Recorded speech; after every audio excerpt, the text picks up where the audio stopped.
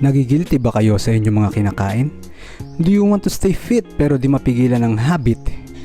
So guys, for today's video, I would like to share to you yung mga tamang exercise na angkop sa ating kinain.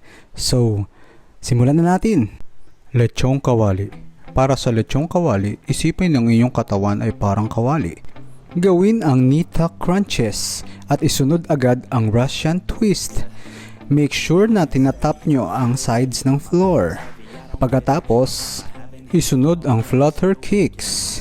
Make sure na ang lahat ay 10 reps and 3 sets hanggang lumabas ang mantika sa kawali. Sisig.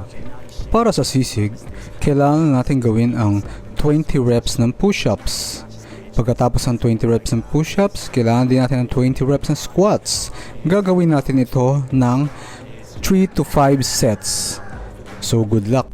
Buffalo wings. Para naman sa buffalo wings, isipin ang yung mga braso ay yung mga pakpak.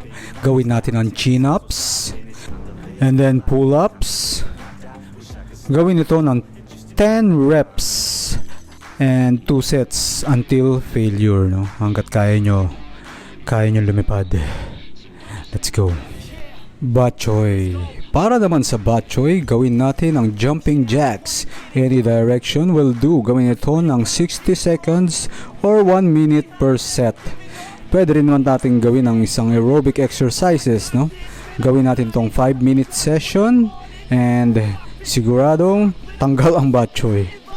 Ang lahat ng ito ay para sa content lamang, pero ugaliing mag-ehersisyo 3 times a week and engage to physical hobbies. Ayan, enjoy nyo ang inyong physique at kumain kayo ng tama.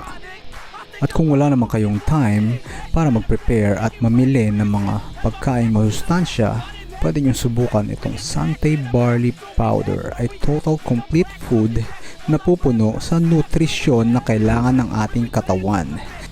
Tandaan, hindi natin hawak ang ating buhay, pero hawak natin ang ating kalusugan. Salamat sa panonood and I'll see you next time. Bye-bye. Stay healthy everyone.